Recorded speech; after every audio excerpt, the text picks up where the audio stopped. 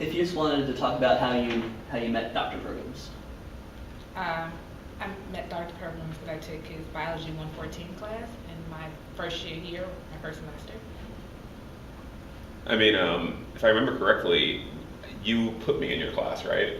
Because you were down there doing the, Oh, that was registration. you were helping with registration, and then I was sitting, like, you were helping me register, and then Dr. right. Watson was like, oh, he's a good student. You're like, oh, well, then you can get into my class, which was like full at the time or something like that.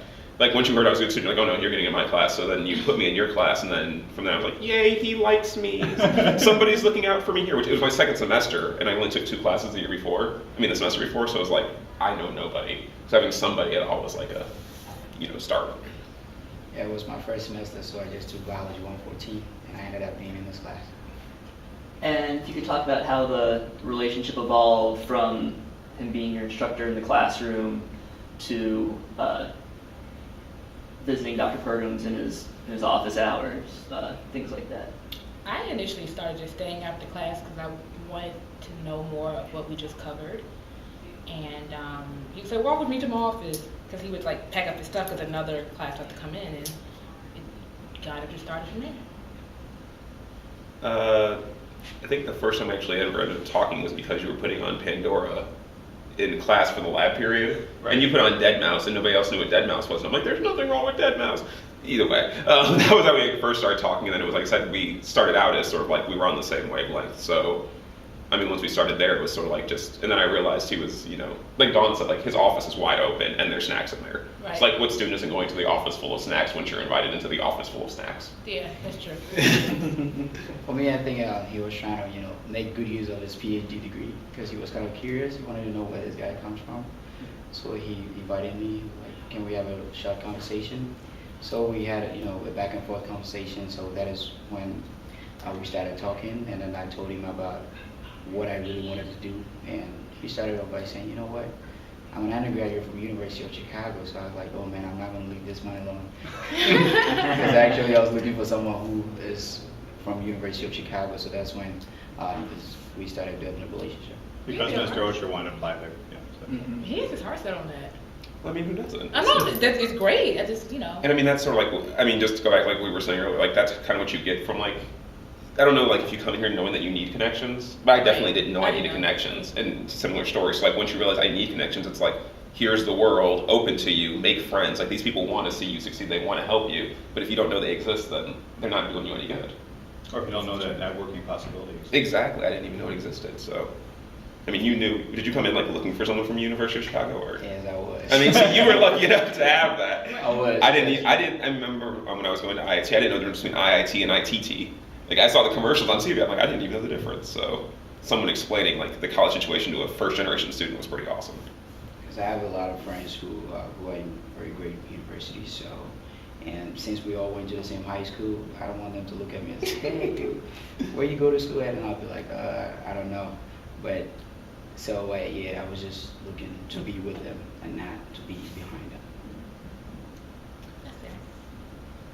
So specifically, how did Dr. Pergams help you academically, whether it was in deciding upon your pathway, that you, as far as the majors, subjects you're interested in, careers, you just wanted to get sort of like the sort of specifics and how he encouraged you or guided you? I went to his office one time after class, or maybe before a class, and we mapped out the courses that I should take. And it just started from there. And he was just my professor. I had never done that, even not with my advisor. Mm-hmm. So for me, it started there, just showing that interest. I was like, is this real? It hadn't happened before. I didn't know that I was supposed to go see a counselor, and we were supposed to talk about all the classes that I need to get to, to get my degree. So when he did it, I thought that was cool. No, similar story. Like you're not expecting people to set it all up for you, because like you're thinking like I have to go figure this out on my own. I got to go figure that out on my own, and then it's like, no, don't worry. This has been done a million times before. This is how you do it. It's awesome. The biggest one for me though is you introduced me to the concept of REUs, and then so Yeah, you should tell them what RUs are. okay, so that's research experience for undergraduates, which I had no clue existed. It's sort of like an internship, but it's a little bit heavier, a little bit more competitive. And Because it's funded by National Science Foundation, and there's a standardized set of requirements. so they said I had no idea what they were, and he just pointed me at them. And then when I was doing some research of my own, I found one for the Field Museum, and I knew he had worked at the Field Museum before. So I applied. He told me what they were looking for. Like this is what they want when they look for people there. Like, this is what any good RE would want. And he sort of pushed me on there. And then I got the position. I worked 10 weeks at the Field Museum. I loved it. It was awesome. And I went from wanting to be an EMT to wanting to be a researcher. Like that, all I needed was some experience, and he helped me get that. And I too, with the RE program, Dr. Pergams, like Kyle said, I had no idea what an RE program was. And even before that, I had no idea that I was supposed to look for my own money until Dr. Pergams started telling us about scholarships. Like, he would come to class and he'd be like, oh, just so you know, guys, this is going on and this is going on. And I started, and once he did that, I was like, oh, crap, we could do. It's 5 minutes before class, but it's life-changing. I mean, it's huge. Yeah, with me, scholarship was the first and was my number one goal when I first walked into this college. But the question was, where do I get them from?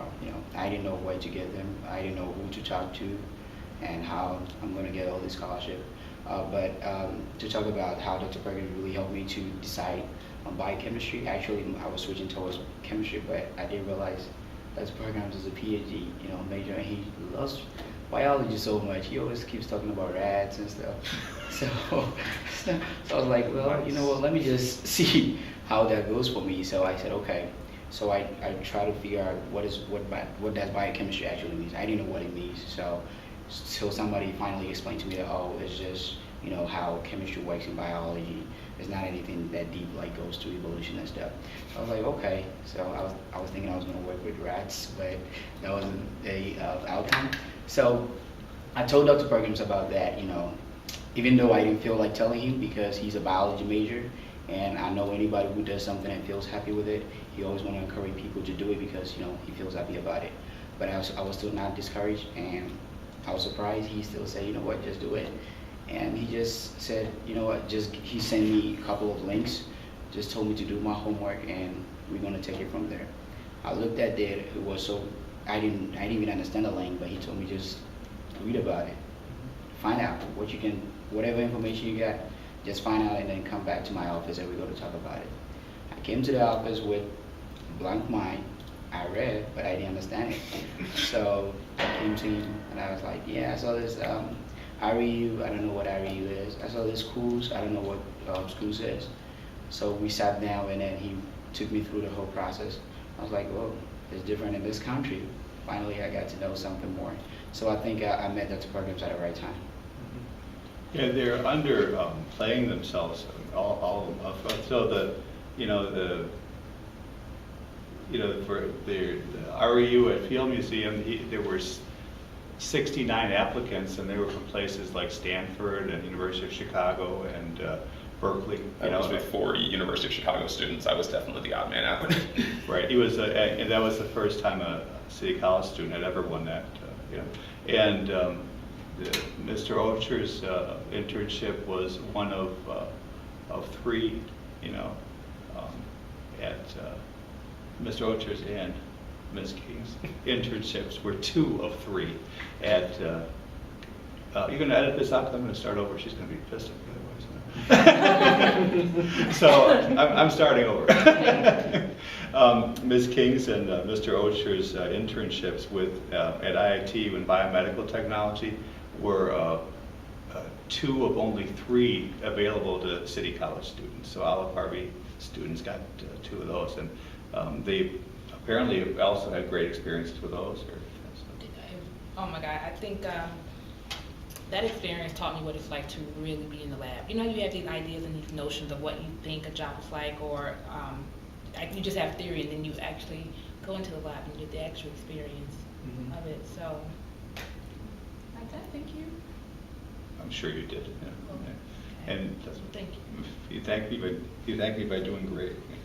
And I think Dr. Pergams also downplaying his part. Like, he would be on us about timelines and applying to as many as we can. He would set appointments with us for us to come in, and he wanted to see how much we had done, where we were at in the process, for the application process. Not many people are going to take that interest in you. I mean, he was able like to have a direct hand in mind. I mean, he was so close. I mean, like, I want to do the kind of stuff he's doing. So I mean, he had we had scheduled meetings even after the semester ended, where I was practicing measuring the skulls we had available, because that's what my job was, to measure skulls. I didn't have the funds available. He helped me get some calipers so I could practice. I mean, he saw that I had an interest in it, and like he wanted to invest in it. And I mean, I'm just trying to pay him back. With me, after Dr. Pergams was a great guy. Like I said, I was looking for someone from University of Chicago, but I was also thinking that, how can I impress this person, to like me more, to help me more? So I started working outside, extra hard outside, applying for scholarships and stuff. So when I first had my scholarship, he gave me a letter of recommendation, and when I won my first scholarship, I was like, yes, I can do it. So he said, okay, you can do it now. Let's get to work. And then we picked it from there. So I think I worked extra hard outside just to impress him, so he can see something in me. I mean, I think between the three of us, we probably have like almost 100 letters of recommendation. Yeah. I mean, like just from him alone, and they're all pretty awesome. So I mean. Yeah, and then so Mr. Ochir's out playing himself now. He is the winner of one of 85 in the country, one of I think only maybe a half dozen in Illinois, or 8 in Illinois. It was eight. The Jack Kent Cook undergraduate transfer scholarship. It's $30,000 a year for up to 3 years. And he was just awarded that last week. The question, how did I find out? That's also a big question. Because this How did is you scholarship find out? has been there for like 10 years. Like they've been operating for the past 10 years, and even though I've been living in this country for 2 years, but it was about asking more questions. So I went to Dr. Pergams' office. I wasn't going for a scholarship application. I was actually going for something different. And he just said, can you spend a minute with me? I was like, sure, why not? Because I'm trying to impress you, so whatever you tell me to do, I'll do it. So he just pulled this paper out, and he was like, look at this. So, oh yeah, actually I've seen this, but I don't think I do qualify for this one. Because looking at the standard and stuff, I thought I didn't qualify. But he just said, you know what, just do it. The worst they can tell you is no. Nobody's going to come to your house and pay the bills. Pay the bills for applying for scholarship you didn't win. Nobody's going to charge you for anything. So I gave it a shot. So the time I realized that I was a great candidate for it was when they sent me an email telling me that you qualified from phase 1, you are now in phase 2. That was when I got out. I was like, man, I can do this. So I came back to Dr. Pergams. I told him, let's do whatever we can, because I think I can do this. Just like by comparison, I don't know your guys' experiences, and I can edit this out if it's offensive, but I mean, like, do you guys even go to the other things offered by the school? Because I went down to like the financial aid and the scholarship office like once, and they showed me a book. Yeah, actually, since I was working down there with Ms. Duran, she's my academic advisor. That was what the school gave me.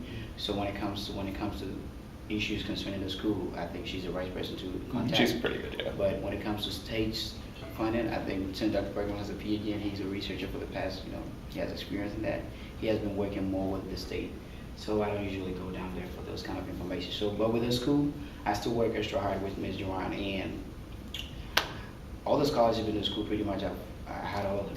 Yeah. Yeah, I think he only got rejected for something recently. It was like a surprise. Yeah, and it has nothing to do with the school, and that also conflicts with the Jack Kent. So when you were, the Jack Kent, you don't get that. Right. I think that's an easy decision. That was $5,000. Jack Kent was $30,000 per year. So why not? That's cool. Yeah.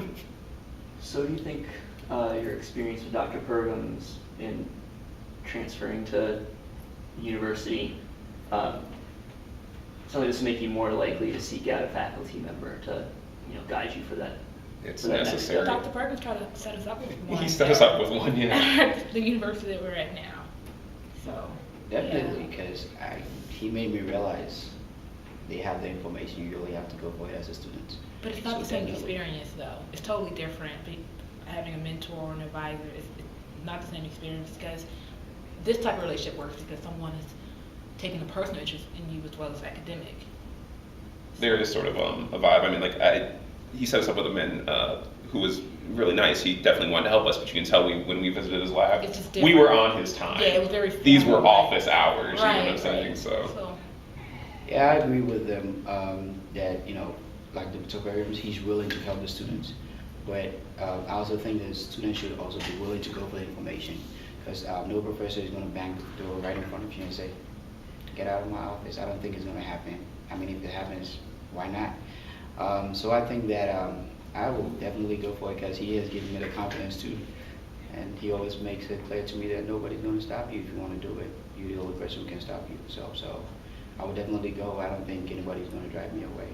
And moreover, I think I know like 6 faculty in UIC already who I'm working with on the MMSI program. And when I even applied for the shop, they didn't ask me for anything. They just told me, you know what, send your letters of recommendation in and just bring your resume.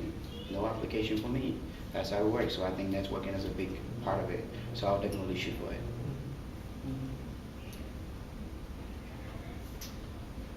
Any questions? Does anyone have anything else they want to get off their chest? Okay, I have one thing that I want to get off my chest. Right Related here. to Dr. Pergams.